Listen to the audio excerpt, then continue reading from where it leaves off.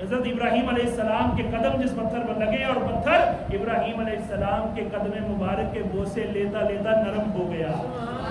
نرم ہو گیا، اور اللہ نے اس کو قیامت تک کے لیے مسجد الحرام اپنے گھر کے پاس جگہ دی ہے۔ لوگ جتنے جناب مزارات سے الجھتے رہیں، پتھروں کو جو مرضی کہتے رہیں کہ یہ پتھر کچھ نہیں کر سکتے، اللہ نے اپنے محبوب کے منہ سے کہلوایا، اے محبوب ان کو بتا دے یہ احد وہ پہاڑ ہے جو ہم سے محبت کرتا ہے، ہم اس سے محبت کرتے ہیں۔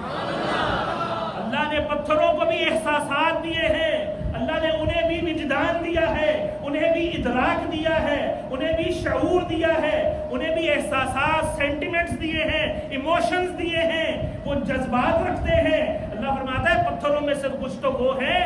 کہ جو اللہ کے خوف سے پھٹ جاتے ہیں۔ اللہ کیا فرماتا ہے، جہاں یہودیوں کی بات ہو رہی ہے پہلے پارے کے اندر ہی کہ جناب یہ پتھر پھٹ جاتے